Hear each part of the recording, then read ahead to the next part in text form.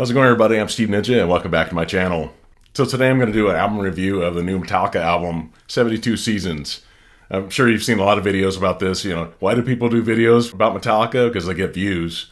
It's really popular, and right now this album's just released on Friday the 14th. One thing I want to talk about is that I don't love this album cover. I don't like the fact that they just have the M at the top there. I wish they had put Metallica at the top. I think it would have made it a lot better. But as far as the packaging, Pete Pardo from Sea of Tranquility was talking about this today. He bought the CD and he doesn't like the way it's kind of laid out here. It's one thing, it doesn't have the track listing on the back. If you see, the back is in 7. There's a 7 there and there's a 2. So that's kind of cool in some ways. But one of my friends bought the vinyl. And I kind of like the way the vinyl kind of opens up like regular vinyl. It's got 2 records in it.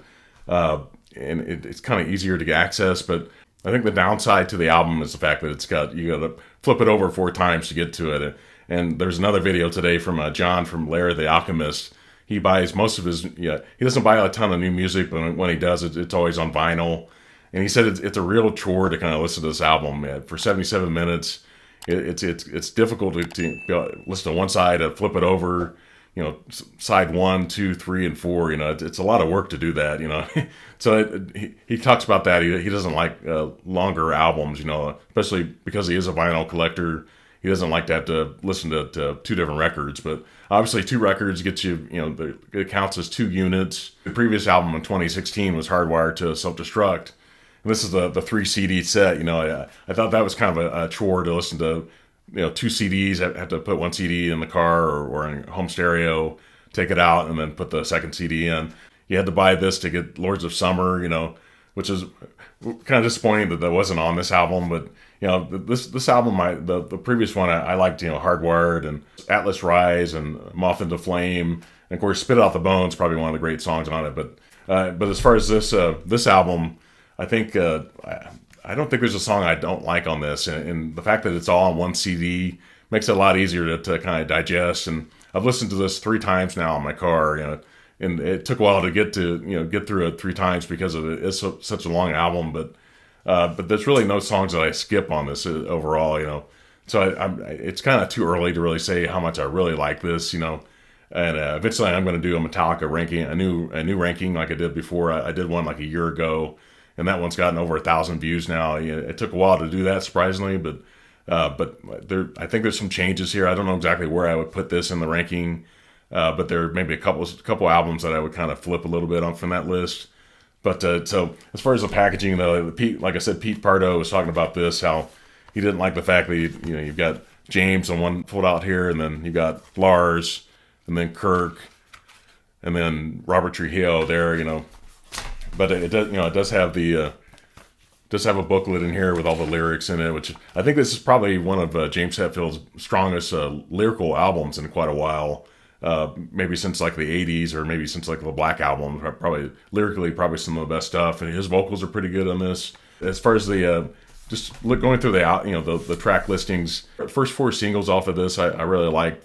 From the beginning, Screaming. I'm not going to say the second word in that, just so I won't get in trouble with YouTube, But Screaming I didn't like originally because I listened to it like before I was about to see a movie, like in the hallway on my phone, which is not really the way to really listen to an album or any kind of track listing necessarily. But that song's quite, grown on me quite a bit since I've listened to it a few times.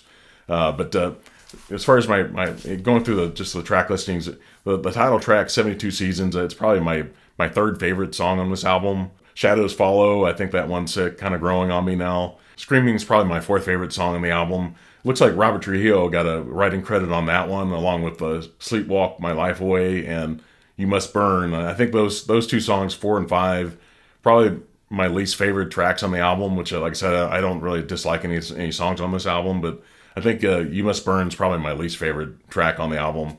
Lux Eterna is probably my 2nd favorite track on this album. That was the first single off of it.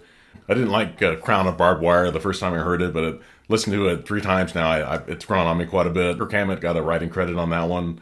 Chasing Light's probably one I don't like that much. I wouldn't put it my least favorite, but probably my 11th favorite track on the album. And that one also got a writing credit from Kirk Hammett. If Darkness Side of the Sun is really my favorite track on this album. It looks like Kirk Hammett got a writing credit on that one. I really like Kirk's the guitar hook he has throughout the song. I really love that. I like his solos on it quite a bit. So that song I like right from the very beginning, and every time I hear it, I like it quite a bit more.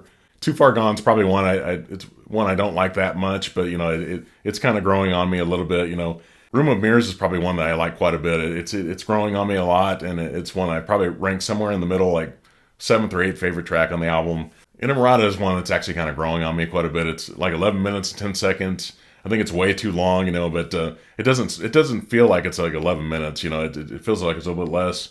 I didn't notice until like the third listen that you can hear James Hetfield say, I think it's our best take, at the end of that one. You have to turn the volume up quite a bit to hear that in my car. You can probably hear it a lot better on your home stereo, but overall, I'd give this album 4 out of 5 stars. I think P. Pardo gave it like 3 or 3.5, but to me, I'd give it probably 4 stars overall. I don't know if that's going to grow. Eventually, it may be.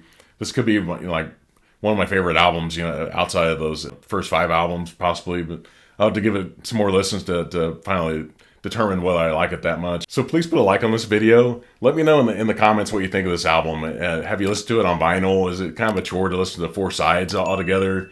I would think it kind of would be, but please consider subscribing to my channel, and have a good night. Thank you.